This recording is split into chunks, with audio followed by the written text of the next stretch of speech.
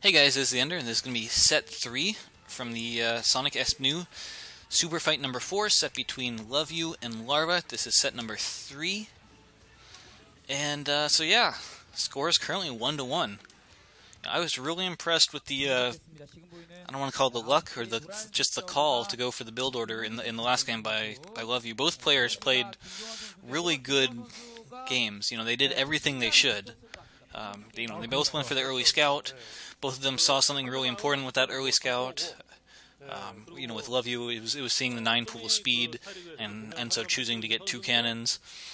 And for Larva, it was the choice to, since Larva saw the cannons going up, and he knew that he wouldn't be able to break the front with the 9 pool of speed. He killed the scouting worker, and then went for an all-in attack because he knew he was behind. But Loveu perfectly predicted that all-in attack, made a 3rd cannon, which was just like, nuts. You just don't do that. But, against the mass speedling attack, it was the perfect counter. He just didn't see it coming since his scouting worker was gone. But yeah, so that was a really great game. So now the series is tied up. It's a best of 5, so still got a while. But alright, I believe this is the map Mist. And so essentially the defining feature on this map is a really cool... Actually, based on that pylon positioning, this might be a 2-gate. No. I don't know, it's funny positioning. Usually I would expect the pylon to be farther forward. That's why I'm thinking it might be a 2-gate. Is it? Is it? Oh no, just a forge. Yeah, but so yeah, this map. So the main thing about this map is that there's a big bridge in the center of it. It's the most efficient way to pass from your base to your opponent's base is over this bridge. But this bridge, through the magic of Brood War, it limits sight range for units that are on it. So it's always funny because you can literally like run your units straight into the enemy army and not see them coming. If it's early enough in the game that you don't have air units scouting overhead and stuff. But so yeah. This is an interesting build order choice from Loveu here. Usually Protoss Scout. Sorry, that sounds like a very general statement, but yeah, usually you scout, so you know the timing when you have to get the forge. Because you don't want to get the forge, you want to get the next as soon as possible. If you can scout that they're going for an economic build. But no, he skipped the scout.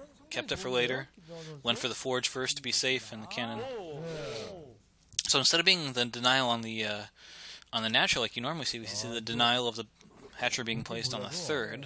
It was actually a pretty good, little bit of trickery from Larva there. He pulled his drone away, tried to hide it when before the probe got there because the Overlord saw it. But yeah, with the Zerglings out, you can't hide it forever. Whoop! Oh! Almost! Watch out. Killer probes. Stay off the grass.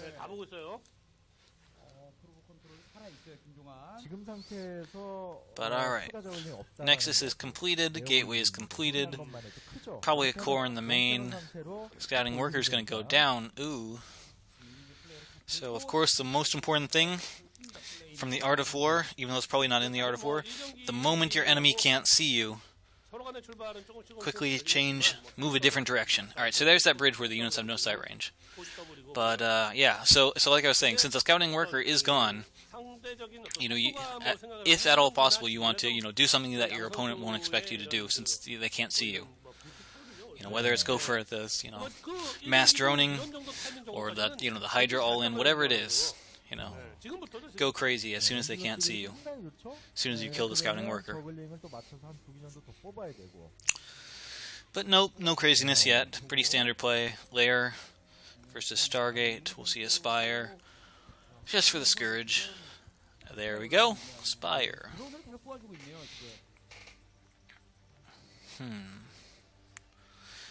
Still see only a single gas, so it's not going to be Mutas. Excuse me. I think I just saw 4 probes going into the natural gas for Loveu. That was odd. I have heard that 4 probes into the gas will give you a slight amount more gas on some maps, like this map. But it's not as efficient as the first 3, so usually you don't see players going for it. But alright, we got the Citadel. Very standard. Probably just for the Templar. Got Speedlings, and they're not going to be able to get anything done. There's plenty of Zealots to block. I would guess that between the Forge and the Gateway, that is a tight wall. So yeah.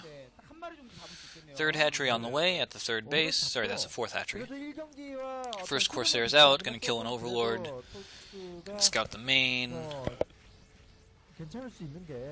And then probably go back home.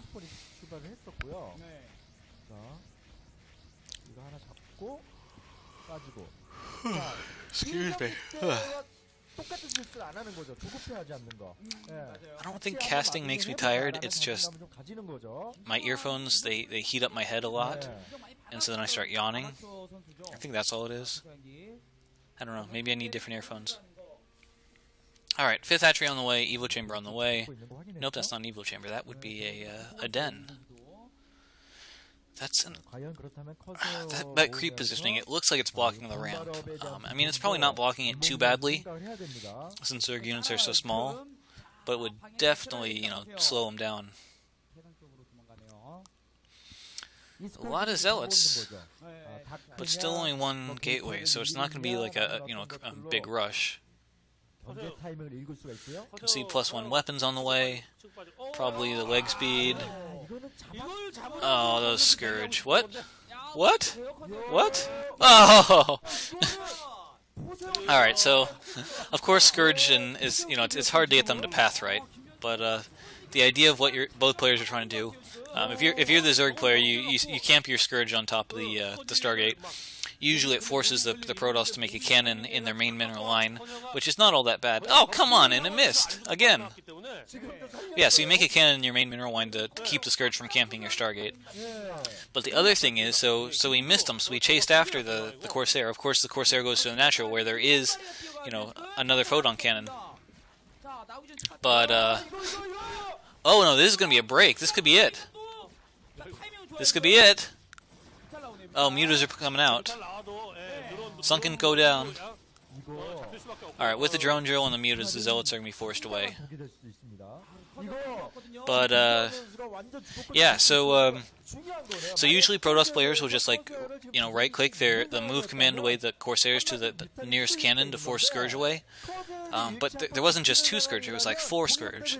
So, Larva was like, okay, so I'll just, you know, I'll keep chasing you, you'll stop at the cannon, and then my extra Scourge will still kill you. But no, he ran by it, he ran in circles. Good play by both players. So did we see some hidden Corsairs there? It looks like, once again, Mr. Loveu himself is just... I don't know if he's got map hack or what, but it looks like he was going for extra Corsairs and hiding them. Just, like, randomly. And it just so happens that Larva's gone for Mass Muta. So, alright, there we got... I'm not sure. I think maybe 1 Scourge landed, but I don't think many landed. So the mutas kill a couple of probes, they kill a cannon, and they're forced away. Now we've got Zealot Archon at the front. That's an excellent anti-mutaling army. Because of course Archons do, air splash damage. They're great against Lings, and of course the Zealots will just destroy Lings too with the +1 attack. But oh no! Oh no! The Corsairs are away! There's only 1 cannon in the main, it's gonna go down. This attack has to kill our Zerg player. Oh no. Oh, and the Scourge hit. So 2 cannons go down, a lot of probes go down, and the attack is thwarted. This is not looking good for Mr. Loveu.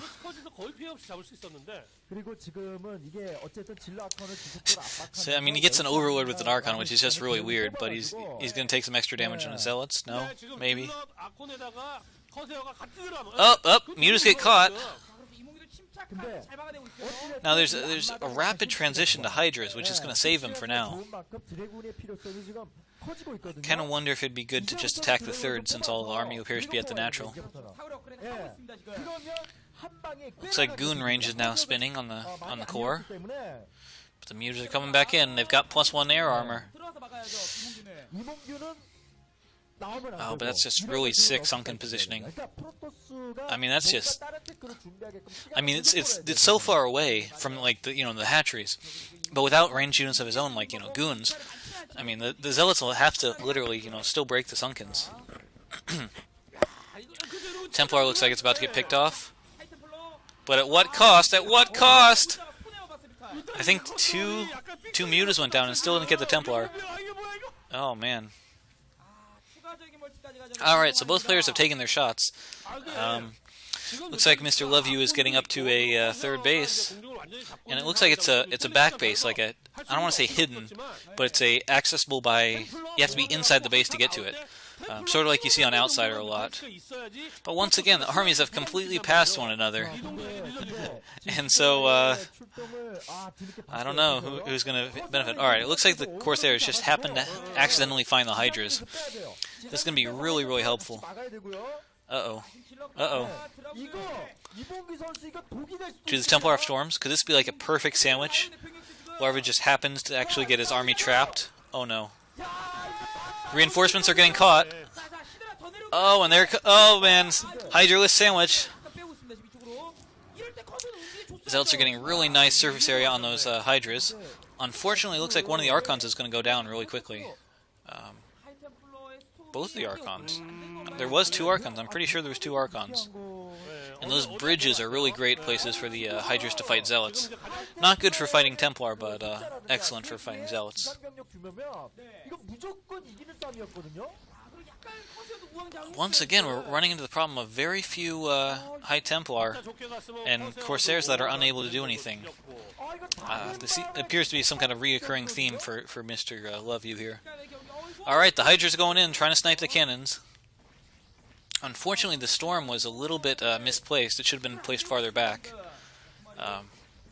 Usually what I've seen, what the best Protoss players do is they actually storm slightly behind the Zerg army, especially when they're going for Zealots, that is. And so, it forces the Zerg to either retreat or run forward. If they retreat, they eat more Psystorm, but if they run forward, they eat more Zealot shots, and Zealots just do a ton of damage.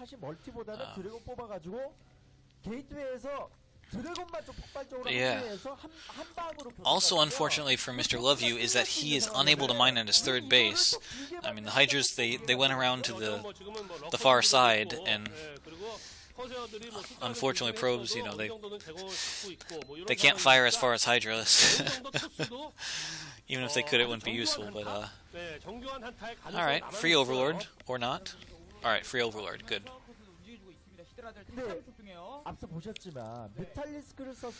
Ugh. Only 3 Templar here. He's making goons, which will help, and there are no lurkers, so we don't have to worry about that. But still, it's just so much Zerg, man.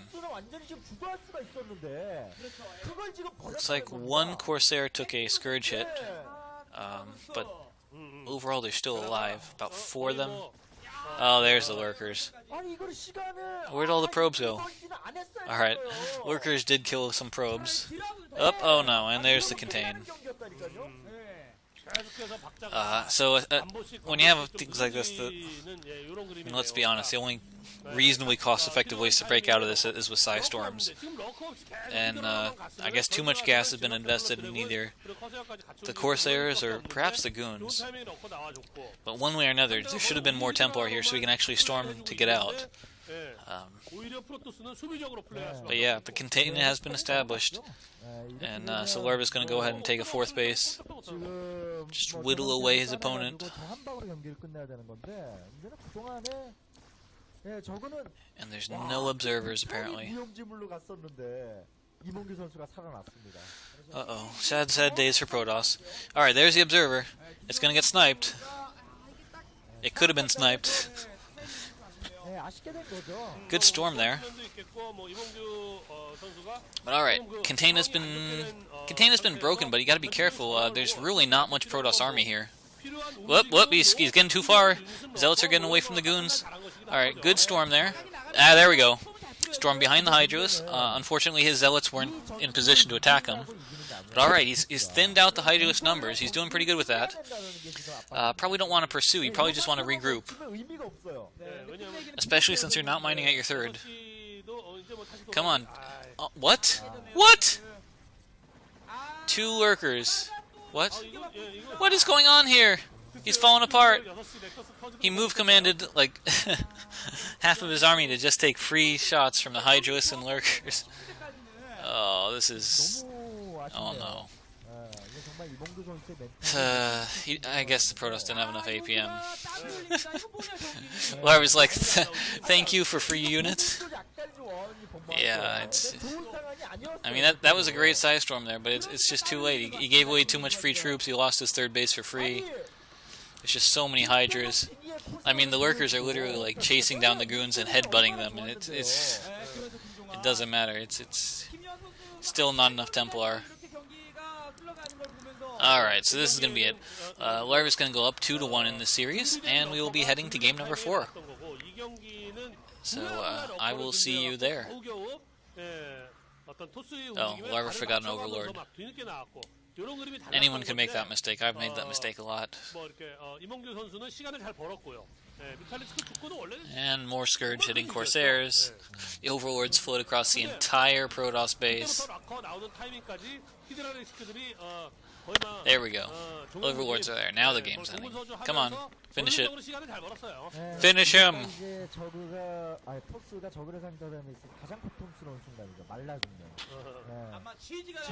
Alright, there we go. GG from Loveu. Alright, moving on. Game number 4 coming up.